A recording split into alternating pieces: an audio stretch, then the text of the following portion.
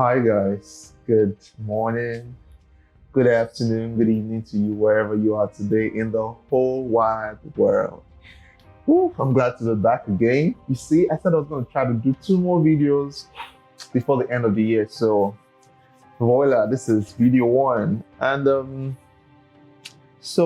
what I would like to talk about today is I'd like to talk about two things, more like just opposed two things. And the first will be I'll be talking about this guy, the Fujifilm X-Pro 2. Yeah. And alongside, I'll be talking about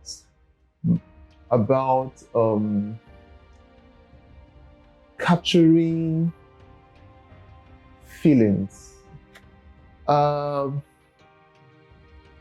it's using that term, capturing feelings, is a bit broad, but I think what I'm trying to say is, how do you capture?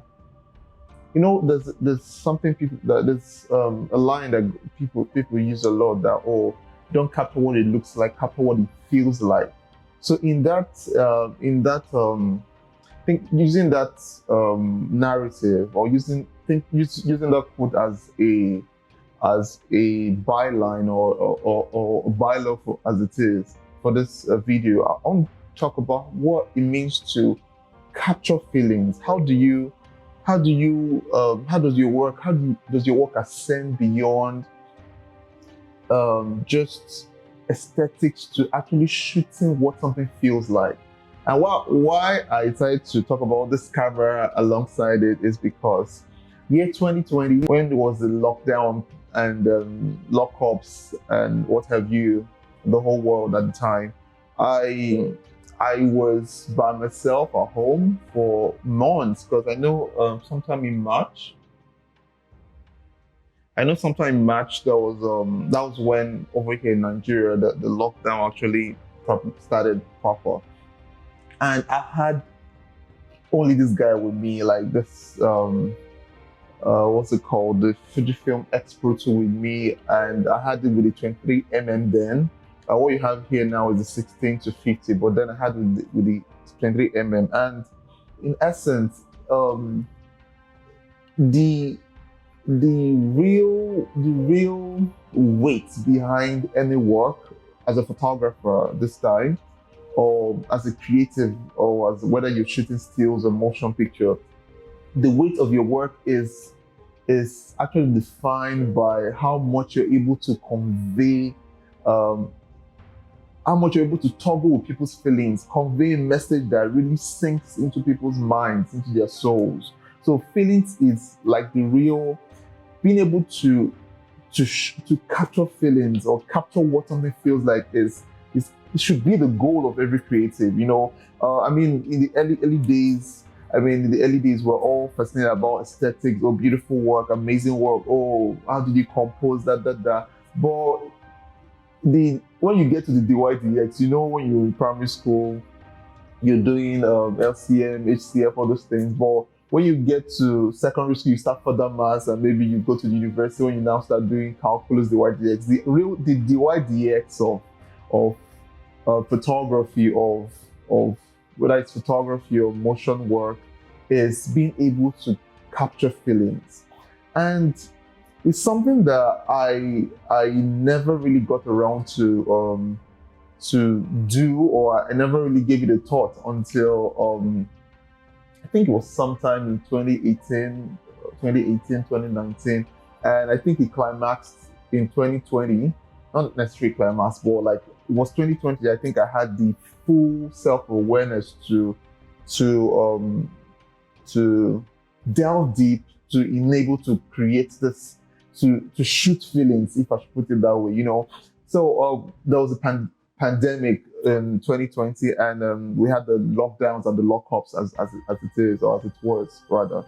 And I was by myself, and other days, like before March, when the lockdown started properly in Nigeria, I could I could walk around. I mean, even though the whole rest of the world, they were already locking other places down. In February, I was still going around taking pictures and all. But in March 2020, when we had to be like locked up indoors and all, I had to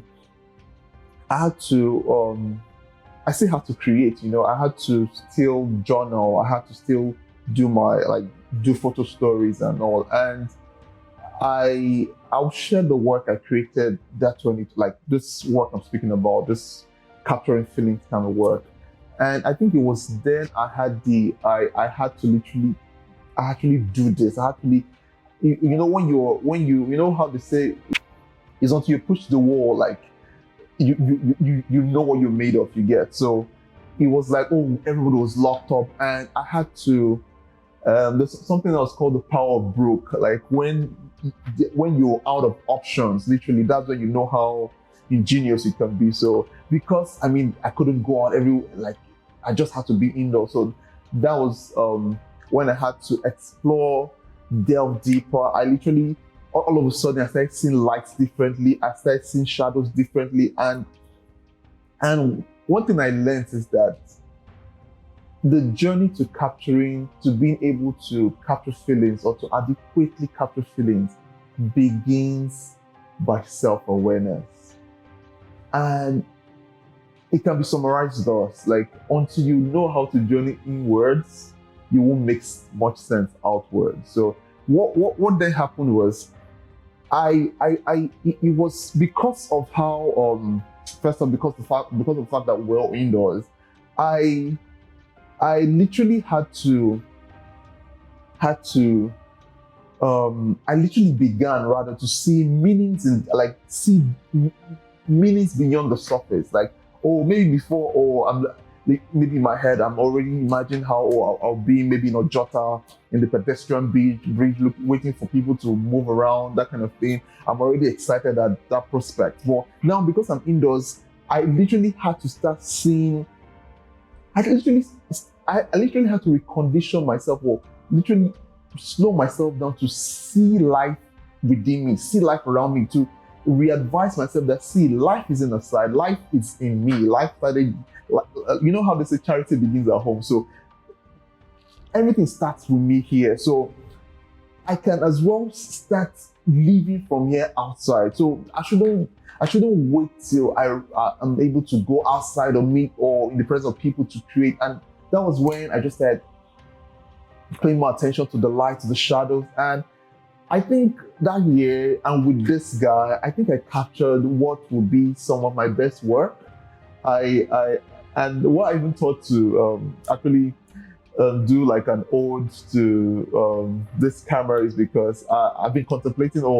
I think I want to sell it. I've been thinking about letting it go so that I would then purchase the XT5, because that camera has come back to form. I know I used the XT1, and I remember I remember the kind of connection I enjoyed with that camera. So as soon as I saw that the XT5 was out, and I realized I shared a lot of similarities with the XT1, I just knew how to get it. But as much as possible, I'm big on minimalistic, being minimalistic, you get. So I don't like having gears like everywhere around me, you get. So one gear just had to go so that XT5 can come in. And sadly, it will be the X-Pro 2. So I'm letting this guy go. But I just thought, before I let it go, I should create some homage, or I should honor it,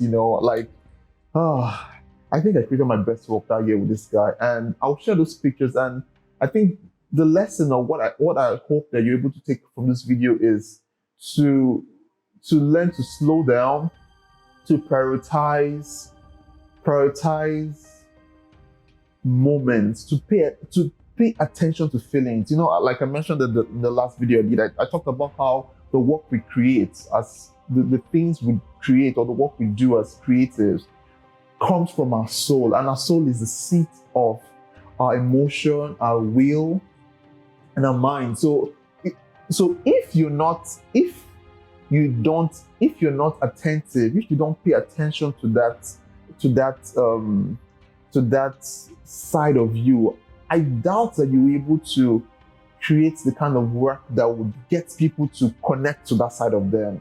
I don't know if that makes sense. So learn composition, learn all those things, but don't forsake the fact that what makes your work weighty, what makes your work strong is how much you're able to capture feelings. All right. Thank you so much. Have yourself a great week. Ciao. Bye.